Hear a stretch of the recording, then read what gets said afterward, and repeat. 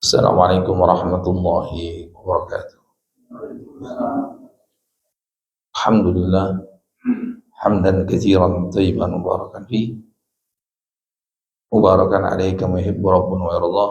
Asyhadu an la ilaha illallah wahdahu la syarika lah wa asyhadu anna Muhammadan abduhu wa rasuluh sallallahu alaihi wa ala alihi wa ashabihi wa tabi'in bi ihsan wa sallim tasliman mazida amma ba'd. Kita lanjutkan pembahasan kita dari kitab Bulughul Maram, yang mana kita sudah sampai ke hadis yang ke-324. Faqala rahimahullah wa an Yazid bin Aswad radhiyallahu anhu annahu shalla ma'a Rasulillah sallallahu alaihi wasallam salat as-subhi falamma shalla Rasulullah sallallahu alaihi wasallam idwa bi rajulaini lam yusalliya pada abihima faji'a bihima tar'udu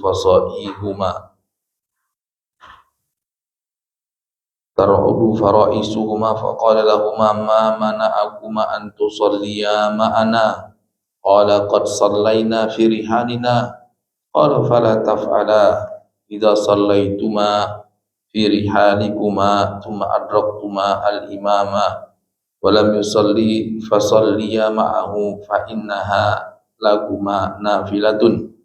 Rawahu Ahmad wa labdu lahu wa thalathatu wa sahahu Tirmidzi wa Hibban. Di sini disebutkan oleh sahabat yang mulia Yazid bin Aswad, semoga Allah meridhoinya. Suatu kali beliau salat subuh bersama Rasulullah sallallahu alaihi wasallam. Dalam sebagian riwayat ini disebutkan di mana? Mina. Ya. Falamma shalla Rasulullah SAW, tatkala Rasulullah SAW selesai salam, tiba-tiba di pojokan masjid ada dua orang sahabat yang tidak ikut sholat. Kemudian dipanggil oleh Rasulullah SAW. Kemudian dua orang sahabat tersebut menghadap ke Rasulullah SAW dalam keadaan gemetar, ya, gugup, gitu. Salah apa gitu. Kemudian Rasulullah SAW bertanya kepada keduanya, apa gerangan yang membuat kalian tidak sholat bersama kita? Lalu dua orang sahabat tersebut berkata, kami sudah sholat ya Rasulullah di tenda kami. Ya. Kemudian Nabi bersabda, fala taf'ala, janganlah kalian berdua ulangi kembali hal tersebut. Idza shallaituma fi rihalikuma, apabila kalian itu sudah sholat di tenda kalian atau mungkin di rumah kalian, tsumma adraktumal imam, kemudian kalian mendapati imam belum tuntas sholatnya, maka hendaklah kalian sholat bersamanya. Ya, tadi kan sholat subuh, dia sudah sholat di tendanya, terus datang ke masjid, lihat jamaah masih sholat, ya, atau mungkin belum selesai sholatnya, maksudnya belum iqomat, ya kan, belum iqomat. Kemudian fasalliya ma'ahu, apabila kalian datang ke masjid kemudian mendapati imam sedang sholat, ya, atau belum sholat subuh, barangkali lagi jeda antara azan dengan qomat, maka hendaklah kalian berdua sholat. Fa innaha lakum nafilah, tapi niatkan itu sebagai sholat sunnah, sehingga apa? Kalian dapat pahala lagi. Ya kan, tadi di rumah pahala wajib atau di tenda pahala wajib, sholat berjamaah dapat pahala sunnah, double pahalanya. Ya. Yang kita bisa ambil pelajaran daripada hadis ini, hadis ini menunjukkan disunnahkannya mengulangi berjamaah bagi orang yang sudah sholat. Kemudian dia mendapati masjid, jamaah belum selesai sholat, atau baru dikumandangkan sholat. Ya, jadi kadang-kadang kita sudah sholat di rumah misalnya, karena mungkin hujan atau apa, tiba-tiba nggak lama hujan berhenti, atau misalnya kita sedang di Mina itu kita dianjurkan sholat di Masjid Khaif, yang dekat Jumroh itu. Nah ini kadang-kadang kita sholat di tenda kita, tiba-tiba kita main ke Masjid Khaif itu sholat apa namanya baru dikumandangkan atau masih menunggu qomat, maka ketika itu kita ikut bergabung. Kemudian hadis ini menunjukkan ya bahwasanya sholat faridoh, sholat fardu itu yang wajib yang pertama, ya kan? Kalau 2 kali, makanya Nabi katakan, kenapa kalian tidak sholat? Kami sudah sholat ya Rasulullah. Kata Nabi, jangan ulangi lagi. Ya, kalau kalian sudah sholat di tempat kalian, lalu kalian mendapati imam sedang sholat atau belum tuntas sholatnya, maka sholat bersama imam tersebut. Jadikan yang kedua ini adalah sebagai nafilah, sunnah. Yang pertama itu wajib. Ini seringkali kalau misalnya kita baru tiba dari safar, itu jamak qashar, ya kan? Jamak qashar tiba di Jakarta belum asar gitu. Nah, kalau kita mau datang ke masjid, ya sholat asar bagus, ya jadinya niat sunnah, niat sunnah. Kan sering kan kita jamak qashar sampai Jakarta, misalnya di Surabaya azan, kemudian kita jamak qashar di bandara, sampai di Jakarta jam 1:30, sampai di rumah 2:30, belum asar. Kemudian azan, kalau kita segar bugar sehat walafiat ingin datang ke masjid, barangkali ada hajat dan lain sebagainya, kita datang ke masjid, jadikan niatnya sebagai sholat sunnah, dapat pahala berlipat-lipat. Nah, jadi niatkan yang pertama itu wajib, yang kedua itu sunnah.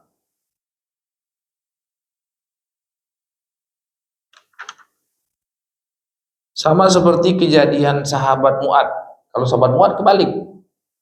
Jadi sahabat Mu'ad itu sayyidul qaum, artinya di kampungnya, kalau zaman dulu kan orang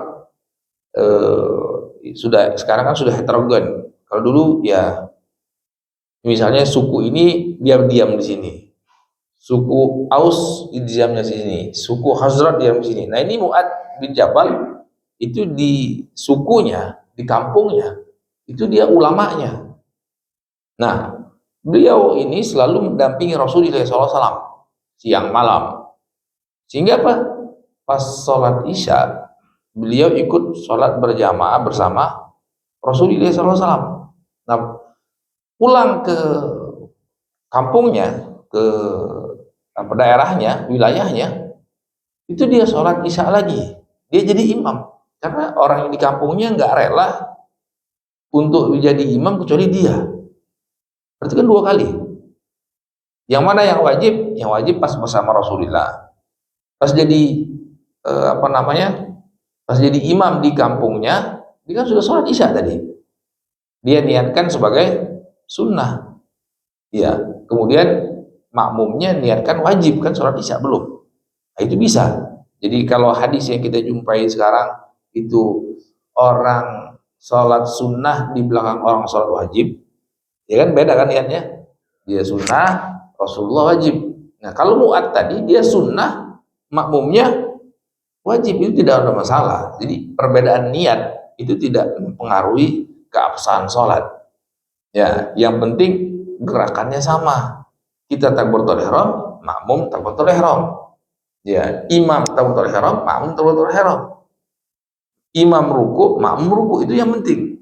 Ya kan? Jangan tampil berbeda dalam hal gerakan.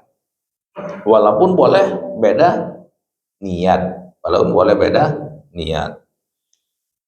Kemudian, ini hadisnya jelas dan gamblang. Kemudian yang berikutnya,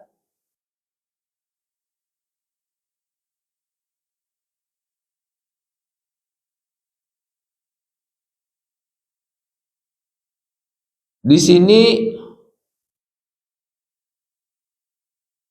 kehadiran kita dalam sholat jamaah, ya, salah satu disebutkan oleh ulama, salah satu hal yang terlarang, ya coba misalnya kita jamaah lagi didirikan, ya kan, jamaah orang sudah berjamaah di masjid. Kenapa pula di pojokan masjid dia tidak sholat? Orang kan pasti banyak pikiran ini kenapa nih orang sudah datang ke masjid tapi tidak sholat, menimbulkan pertanyaan kan. Makanya Rasulullah SAW terang-terangan, terus terang, kalian berdua kenapa tidak sholat? Nah barulah setelah itu dia kasih tahu. Tapi kan orang nggak tahu kan, ya kan? Rasulullah tidak tahu, Rasulullah bukan tahu perkara yang gaib kalau Allah tidak kasih tahu.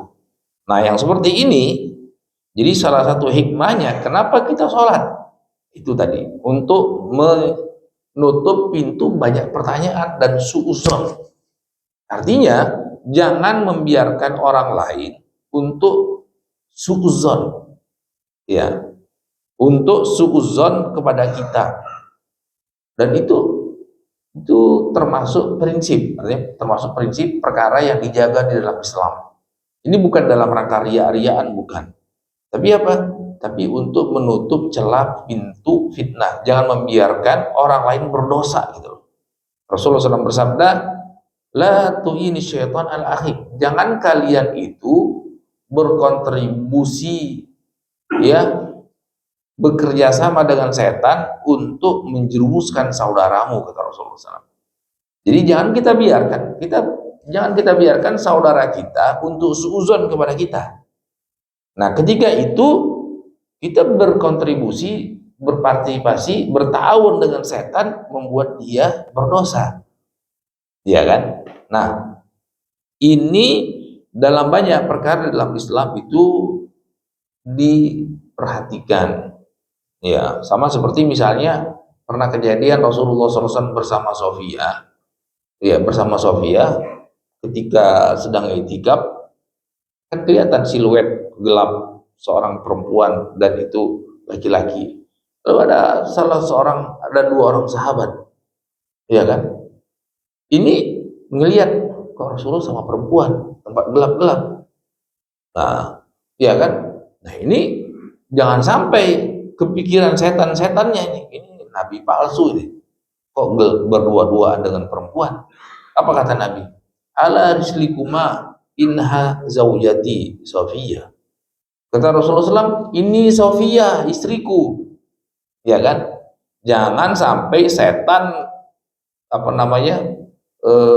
masuk ke dalam hati kalian sehingga kalian menjadi kafir, menuduh yang macam-macam Rasulullah Shallallahu Alaihi Wasallam. Artinya ini penting untuk meredam pintu fitnah,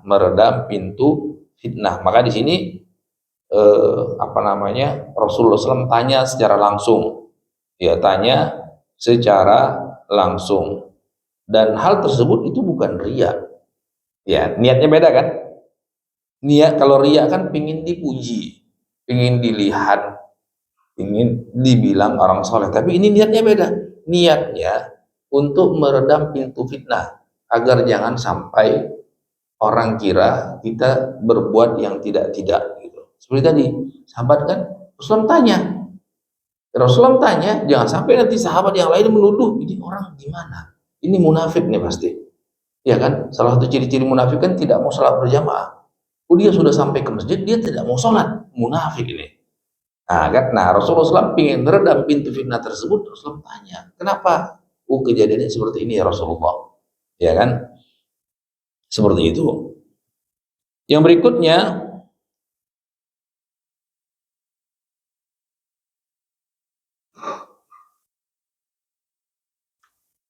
hadis ke-325. An Abi Hurairah radhiyallahu anhu qala qala Rasulullah sallallahu alaihi wasallam, "Innama ju'ilal imamu liyutamma bihi, fa idza kabbara fakabbiru ya wa la tukabbiru hatta yukabbira wa idza raka'a farka'u wa la tarka'u hatta yarka'a fa idza qala sami Allahu liman hamida faqulu Allahumma rabbana lakal hamd wa idza sajada fasjudu wa la tasjudu hatta yasjud wa idza shalla qa'iman fasallu qiyaman wa idza shalla qa'idan fasallu qu'udan ajma'in." Rawahu Abu Dawud wa hadza lafdhuhu wa asluhu fis sahihain. Ya, di sini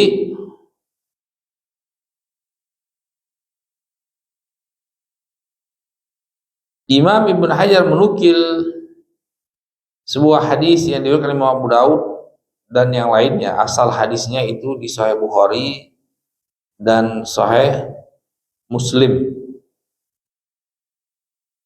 Rasulullah SAW bersabda, sesungguhnya imam itu dijadikan untuk diikuti. Imam liyutamma bihi. Ya, ini kalau diartikan bahasa Indonesia jadi kurang pas ya. Kalau dalam bahasa Arab itu pas banget. Imam yutam. Ya, itu dari satu kata. Kalau gitu kan imam untuk diikuti, imam ikut, kan jauh. Karena imam sendiri bahasa Arab. Nah, dalam bahasa Arab jadi katanya itu punya asal kata. Hamzah dengan mim double. Nah, ini liyutamma bihi. Inna maju'ilal imam liyutamma bihi. Imam itu ya untuk diikuti.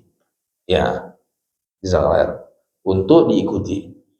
Maka apabila dia takbir, kalian harus bersegera takbir.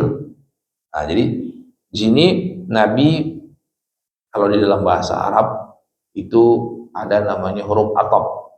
Ya, huruf atop itu kata penghubung. Kata penghubung. Nah, di sini Nabi kasih huruf atopnya fa, bukan summa. Ya, jadi fa.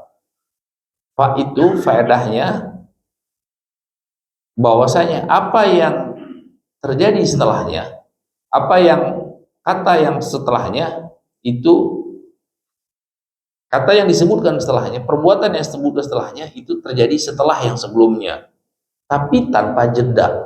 Jadi berurutan. Misalnya Ja'a Zaidun fa Amrun. Ya, ilal masjid. Ja'a Zaidun fa Amrun. Datanglah Zaid dan Amr ke masjid. Nah, ini Zaid itu pasti duluan karena dikasih fa. Kemudian apa bedanya fa? Berarti tidak berjeda.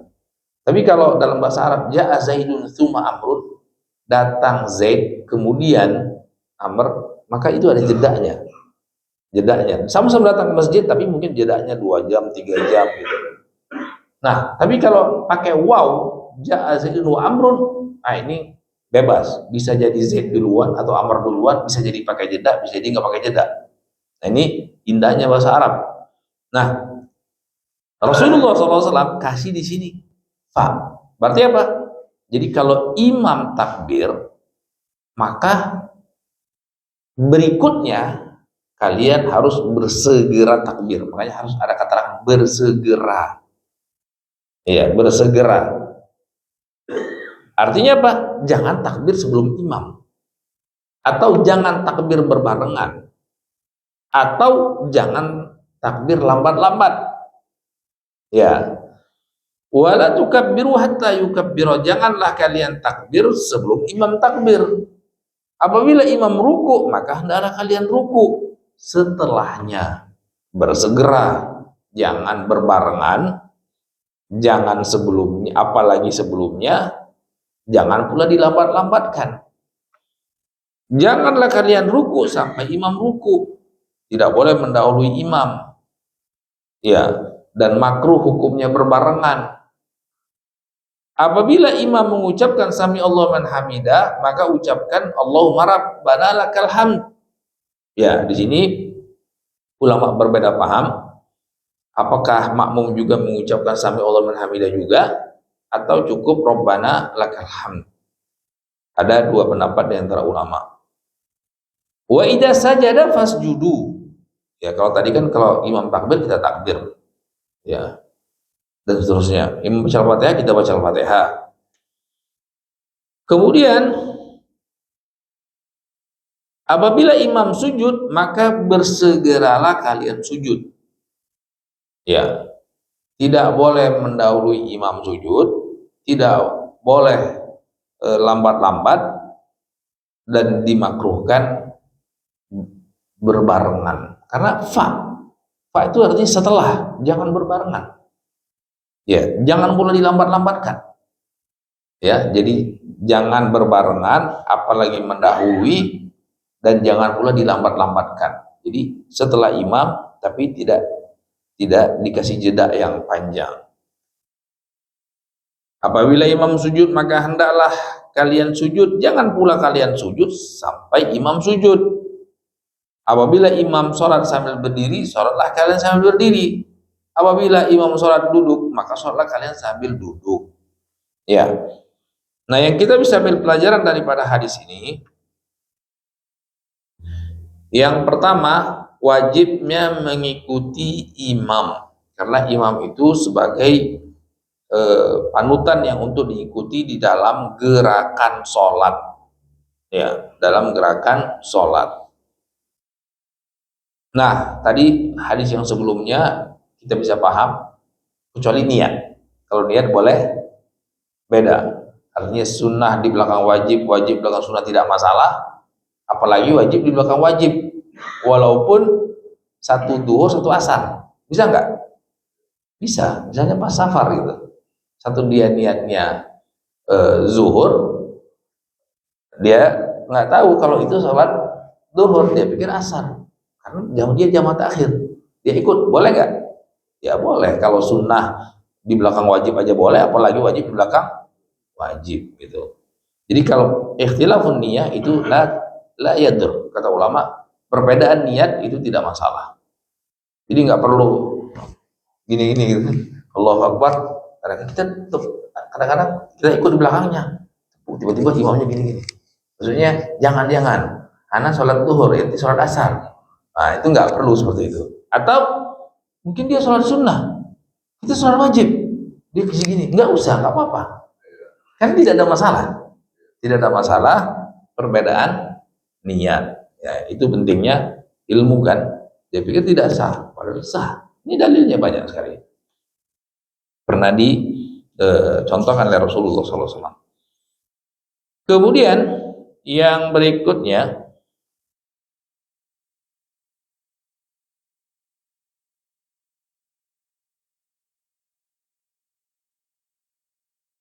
dipahami daripada hadis ini bahwasanya keadaan makmum itu terbagi menjadi 4 keadaan. Keadaan yang pertama, si makmum mendahului imam.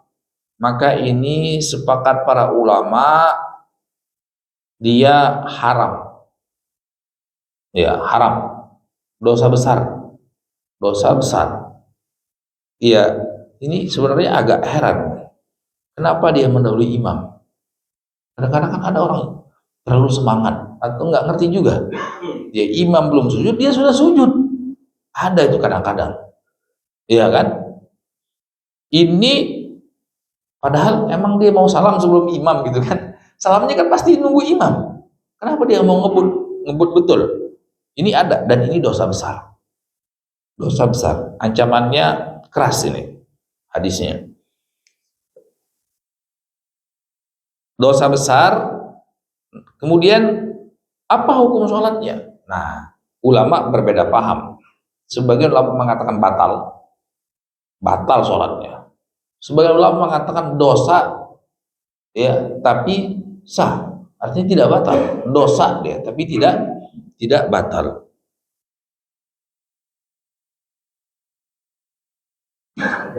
Hah? Kalau nggak sengaja, kalau nggak sengaja semuanya dimaafkan kan? Artinya sengaja kan luar kemampuan kita. Ya, kalau tidak sengaja, semua hal yang tidak sengaja dalam syariat itu pasti dimaafkan. Ya, ini semuanya dari kesengajaan. Ya, dengan kesengajaan. Rabbana la tu'akhidna in nasina. Wahai Tuhan kami, janganlah engkau hukum kami dengan perkara yang kami lupa atau kami tidak sengaja. Kemudian tadi kita katakan bahwasanya keadaan yang pertama makmum mendahului imam dan ini dosa besar. Cuman apakah sholatnya batal atau tidak? Nah ini ulama bersisi paham. Sebagian mengatakan batal, sebagian mengatakan tidak batal tapi tetap dosa. Kecuali kalau mendahului takbiratul imam, takbiratul ihram, itu jelas batal. Imam belum takbiratul ihram dia sudah takbir dulu. Nah itu batal. Ya, jangan terus dia jangan anggap gitu. Kenapa? Sholat belum mulai dia sudah duluan. Nah, kecuali, nah ini yang kalau itu ulama sepakat dia batal. Takbiratul ihram, Allahu Akbar. Imam belum Allahu Akbar, dia sudah Allahu Akbar duluan. Takbiratul ihram, takbir yang pertama itu tidak sah. Kecuali kalau yang berikutnya. Ulama selisih paham. Yang kedua, makmum berbarengan dengan imam dalam gerakannya, maka ini makruh. Ini makruh, ya, makruh hukumnya, karena menyalahi perintah Rasulullah SAW. Rasulullah SAW mengatakan setelah kok dia bareng, nah itu.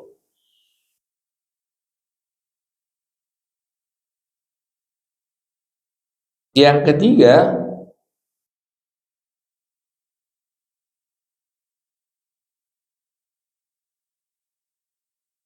ini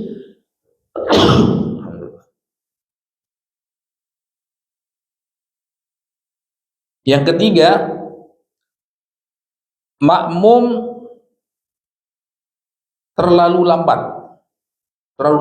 Kadang-kadang banyak kita jumpai sebagian kaum muslimin karena banyak hajatnya, terutama sujudnya panjang betul. Imamnya sudah pindah 2 rukun, dia masih sujud. Kadang-kadang ada kan itu. Imamnya sudah bangkit berdiri baca Al-Fatihah, belum bangkit dia. Imamnya setelah salat Fatihah belum juga, imamnya ruku baru bangkit. Nah ini haram. Ya haram. Apakah sholatnya sah atau tidak sah? Nah ini ada perbedaan pendapat di antara ulama. Jadi ini bukan perkara yang ringan. Dipikir dia bagus gitu, doanya banyak-banyak. Ternyata apa? Ulama sepakat itu haram. Bagaimana dia mau beribadah kepada Allah dengan hal yang haram? Nah ini pentingnya ilmu lagi. Kemudian apakah sholatnya sah atau tidak? Ulama pun sampai membahas masalah itu. Sholatnya sah atau tidak? Kenapa dikatakan haram? Karena Nabi suruh cepat-cepat, dia lambat-lambat. Ini kan namanya ngeyel, ya kan? Mudah-mudahan dia tidak tahu ilmunya. Kalau tahu ilmunya kan dosa. Kalau tidak tahu ilmunya, ya harus belajar dong. Seperti itu. Nah ini apa sah atau tidak sah? Kata ulama tergantung berapa rukun dia tinggalkan. Ya, kalau dia meninggalkan sampai 1 rukun, sebagai ulama mengatakan batal dia. Dia melewatkan 1 rukun, imam sudah ruku, imam sudah bangkit dari sujud, sudah berdiri, sudah baca Al-Fatihah, sudah ruku, dia masih sujud. Nah, kondisi yang seperti ini sebagai ulama mengatakan batal.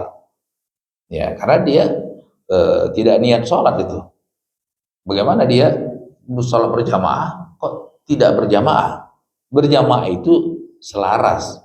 Makanya kata Nabi, imam itu untuk diikuti. Percuma ada imam, kalau enggak ya sholat sendirian aja. Jangan ngerecokin jamaah. Ini kan jamaah jadi terganggu. Imam belum ada pola yang imam belum sujud dia sudah sujud. Ini ada pola imam sudah bangkit bolak-balik sujud dia masih sujud. Nah ini juga kesalahan. Jadi tidak ekstrim kanan, tidak ekstrim kiri, tidak kecepatan, tidak kelambatan. Tapi apa? Khairul umur awsatuha, yang tengah-tengah. Nah, yang terakhir itu yang disyariatkan, mengikuti imam ya, setelah imam ya, tapi tidak dikasih jeda, jangan dipanjang-panjangkan. Tapi ya jangan pula berbarengan, jangan pula mendahului. Ini kondisi yang sesuai dengan sabda Nabi Muhammad SAW. Kemudian yang berikutnya,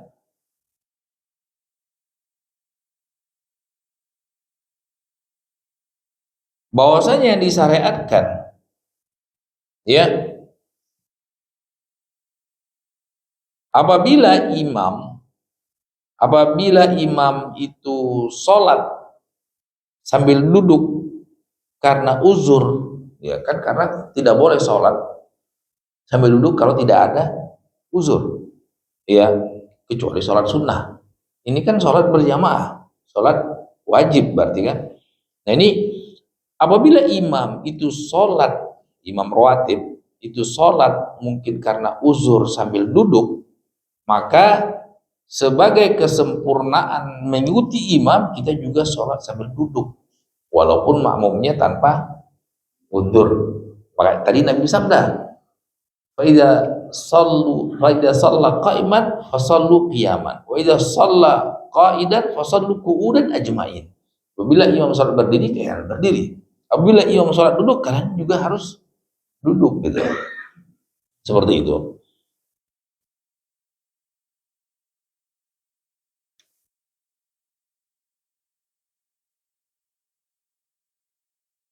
Nah, di sini kata dinukilkan pendapat Syekhul Islam, innal haditha yadullu ala annal ma'mum idza kana yara masru'iyata jalsatil istirahati mutlaqan wal imamu la yaraha annahu yuta'ibu imamahu wa la yajlisu laha. Wa bil aks idza kana al imamu yaraha wal ma'mum la yaraha fa innahu yajlis. Hadza kullu tahqiqul mutaba'ah. Tahqiqul mutaba'ah. Jadi kadang-kadang orang kan ada berbeda keyakinan. Misalnya, apa hukumnya duduk istirahat? Jadi kalau dari sujud, ya kan, mau berdiri, apa hukumnya duduk istirahat? Kan ulama berbeda paham, berbeda keyakinan. Tapi ini hadis menunjukkan kalau sekiranya makmum itu berpendapat disyariatkannya duduk istirahat, ya, duduk istirahat. Maksudnya apa?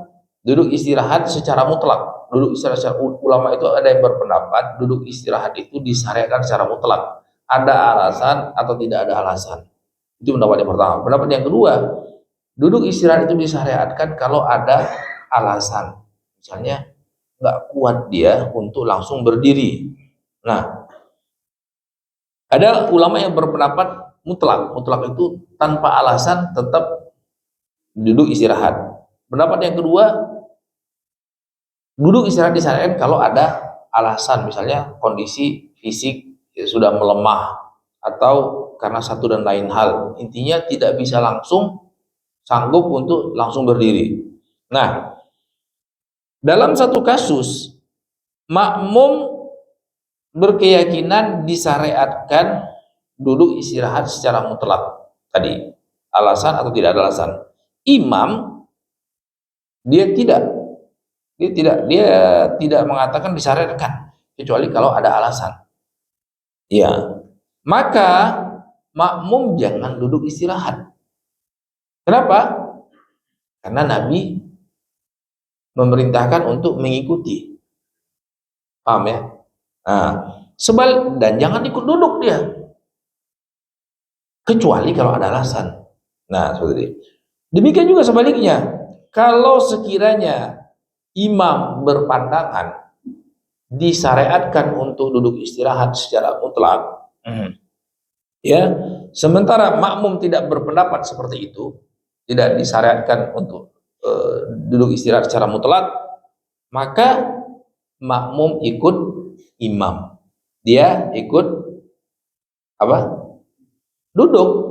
Ya, walaupun dia tidak sependapat dengan imamnya. Nah, untuk menyempurnakan ke keseragaman antara imam dan makmum. Ya, jadi perbedaan keyakinan, ya itu terserah kalau sholat sendiri-sendiri. Tapi ini sudah kondisinya kita berjamaah. Maka kondisi berjamaah, makmum ikut imam. Ketika imam berpandangan duduk, ya dia duduk. Ketika imam berpandangan tidak duduk, maka jangan memaksakan diri untuk duduk. Ini kurang lebih sama seperti kunut gitu. Imam kunut, ya kita kunut. Imam tidak kunut, jangan kita kunut. Iya, seperti itu. Kemudian yang berikutnya,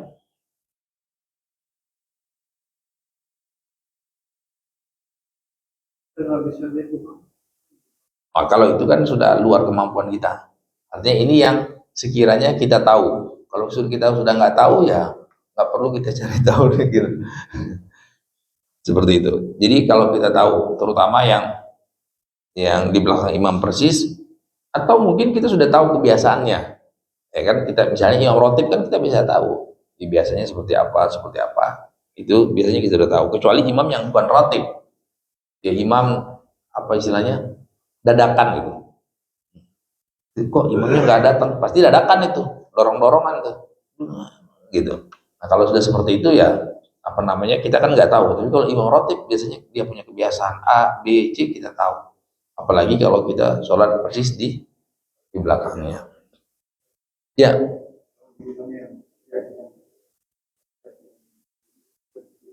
Oh ya. Jadi ada keterangan dari Syekhul Islam Ibnu Taimiyah rahimahullah. Hadis ini menunjukkan, hadis yang kita bahas tadi menunjukkan kalau makmum itu berpandangan disyariatkannya duduk istirahat. Ya, berarti misalnya bangkit dari sujud, kita istirahat dulu dong, jangan langsung berdiri. Ya kan? Duduk dulu. Kalau duduk dulu pasti kan ada jeda. Beda dengan kita dari sujud langsung berdiri. Ada jeda nggak? Nggak ada jeda, langsung berdiri gitu. Nah, kalau sekiranya dalam satu waktu makmum berpandangan disyariatkannya duduk istirahat secara mutlak, imam nggak seperti itu pendapatnya. Imam langsung berdiri. Maka ketika itu dia mengikuti imam, makmum mengikuti imam. Jadi apa? Jangan duduk, jangan duduk karena imamnya langsung berdiri. Ya, tapi demikian juga sebaliknya. Ketika imam berpandangan disunahkan atau disyariatkan untuk duduk istirahat, ya, sementara makmum dia punya keyakinan, enggak, menurut keyakinan saya setelah saya pelajari bahwasanya itu tidak disyariatkan. Nah, ketika itu dia abaikan keyakinannya, dia ikuti imamnya. Imam duduk, ya maka dia duduk. Apa? Wa hadza kullu tahqiqun lil mutabaah, kata beliau.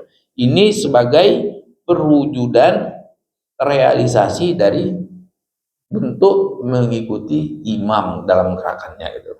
Seperti itu. Jelas ya? Jadi kita abaikan keyakinan kita, terutama dalam perbedaan keyakinan hal yang sunnah. Dalam hal yang sunnah.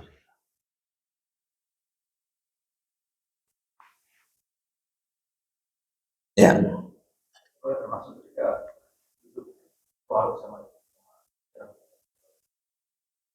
Kalau itu ada dua pendapat antara ulama. Maksudnya kalau bisa tahu ya ikut aja, kalau tidak tahu ya tidak ikut gitu. Paham kan?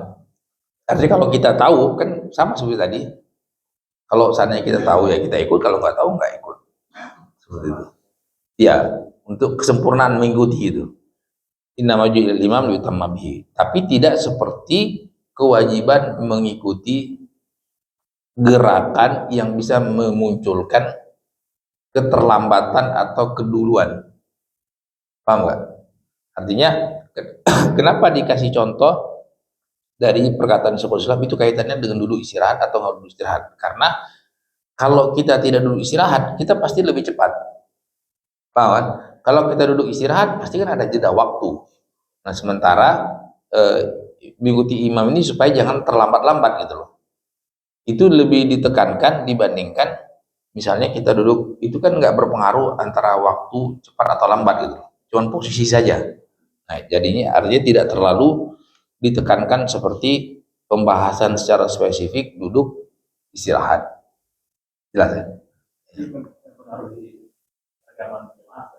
Iya, mempengaruhi kesalahan jamaah. Artinya kalau bisa alhamdulillah, maksudnya kalau tahu alhamdulillah, kalau enggak masalah. Iya, tapi tidak, tadi saya katakan penekannya tidak seperti duduk istirahat. Makanya kan pembahasan kita tadi kan pakai fa. Artinya kaitannya pembahasan berbarengan, mendahului, lambat-lambat gitu kan. Paham ya? Ya. Bikin lagi. Yang berikutnya,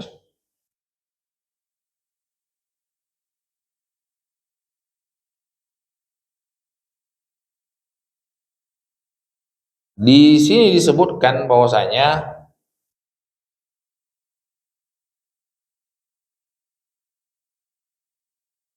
sepakat para ulama haramnya mendahului imam, mendahului dalam gerakan. Walaupun ulama berbeda paham apakah sholatnya batil atau tidak. Ya, sebagian ulama mengatakan batil, walaupun mayoritas mengatakan tidak batil. Kemudian yang berikutnya, hadis ini sebagai dalil atau argumen yang mengatakan bahwasanya makmum itu, ya, makmum itu tidak menggabungkan antara sami Allah man hamidah dengan Rabbana lakal hamd. Artinya ini adalah salah satu pendapat dari ulama. Jadi sebagian ulama mengatakan jadi ya makmum itu cuma Rabbana lakal hamd, tidak usah mengucapkan sami Allah man hamidah. Tapi sebagian ulama yang lain, ya, sebagian ulama lain diantaranya ulama Syafi'iyah itu berpendapat enggak, baca juga sami Allah man hamidah, baca juga Rabbana walakal hamd.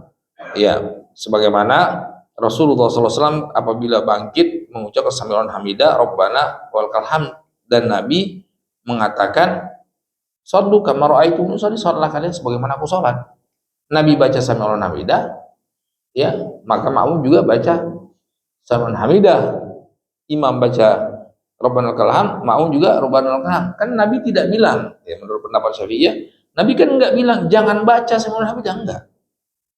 Kan nggak ada keterangan seperti itu, ya kan? Nabi cuma bilang apabila imam mengucapkan sami'an hamidah maka ucapkan Rabbana lakal hamd, ya kan? Kan di situ tidak ada jangan ucapkan sami'an hamidah, kan nggak ada kan? Sama seperti misalnya gini, ada hadis yang berbunyi wa idza qala al imam waladhdallin faqulu amin. Apabila imam mengucapkan waladhdallin maka ucapkan amin. Nah, ini juga sama kejadiannya. Apakah berarti kita makmum nggak boleh baca waladhdallin? Ya kan? Apalagi apa namanya, tidak sedikit hadis yang memerintahkan untuk tetap baca Al-Fatihah, ya, walaupun di sholat sir ataupun sholat jahriyah gitu loh. Paham ya?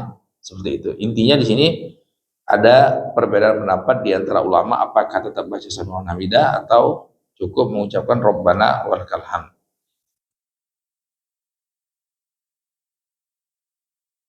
Kalau Ibnu Hajar sendiri, karena beliau Syafi'i, beliau mengatakan digabungkan antara sami'un hamidah dan Rabbana lakal hamd.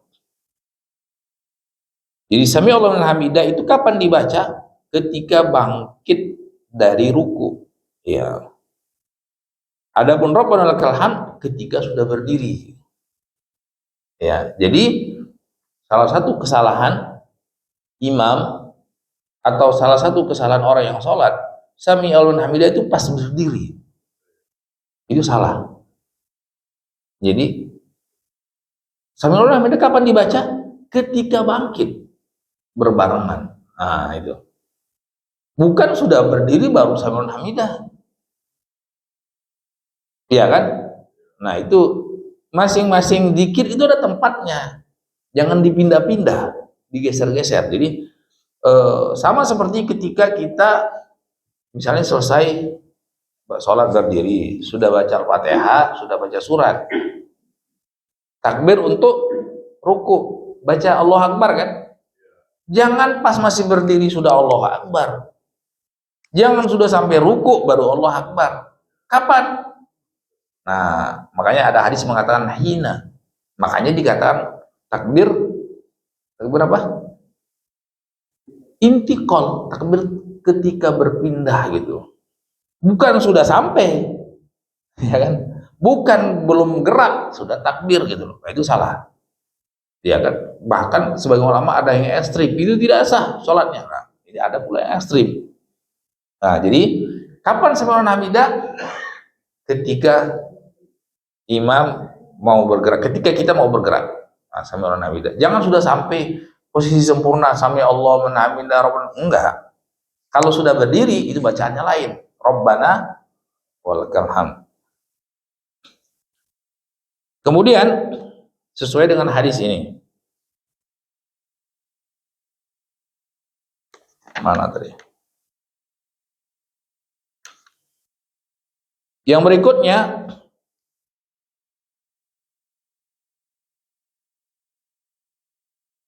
bahwasanya takbiratul makmum itu setelah takbir imam tanpa jeda.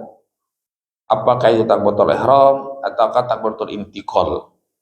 Ya, apakah takbiratul intiqal? Harus setelah, tapi tanpa jeda. Tanpa jeda itu artinya jangan dikasih panjang-panjang gitu. Jangan berbarengan apalagi mendahului.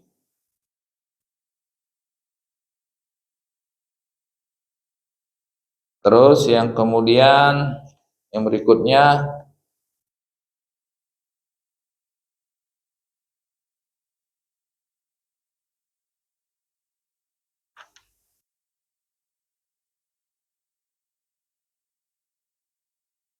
ya, yang terakhir, pada yang terakhir itu ulama sepakat wajibnya berdiri di sholat fardu. Itu ulama sepakat selama sanggup, dan ulama juga bersepakat bahwasanya imam yang tidak sanggup berdiri, ajma'u ala anna imamatul ajiz al-qiyam bil qadr alaihi, itu la tasih idza kan imam laisa imam ratiban. Itu tidak sah kalau imamnya bukan imam ratib. Jadi ini penting. Jadi kalau dia imam ratib, ini boleh dia sholat sambil duduk. Tapi, dan ini kesepakatan para ulama, imam rawatib. Imam rawatib itu imam yang memang ditunjuk, makanya penting. Di dalam Islam itu, di dalam fikih, dalam semua mazhab, penting memperhatikan hak imam ratib. Imam ratib itu apa? Imam tetap yang memang disepakati kita tunjuk dia jadi imam. Ya, ini dia punya hak spesial gitu. Dia punya hak, beberapa hak spesial. Di antaranya ini. Di antaranya ini, dia boleh jadi imam walaupun dia tidak sanggup berdiri, mungkin lagi sakit, ada bisul, ada apalah segala macam misalnya, atau ada sedikit encok. Nah, kalau imamnya imam dadakan, bukan imam rawatib, itu ulama sepakat tidak boleh jadi imam kalau dia sedang tidak bisa berdiri gitu. Nah, ini salah satu bentuk keistimewaannya. Salah satu bentuk keistimewaannya. Nah, itu kan masalah boleh atau tidak boleh, bukan sah atau tidak sah. Ya,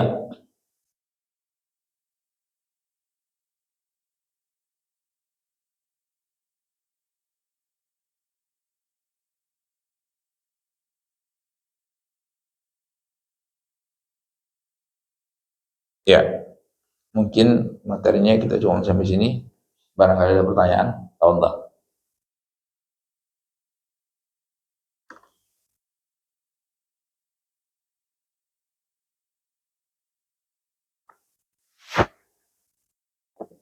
Ya. Dari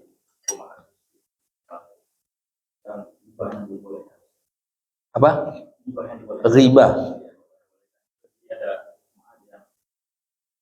Peringatkan umat yang lain, kalau ada orang yang tidak dikasih seperti itu.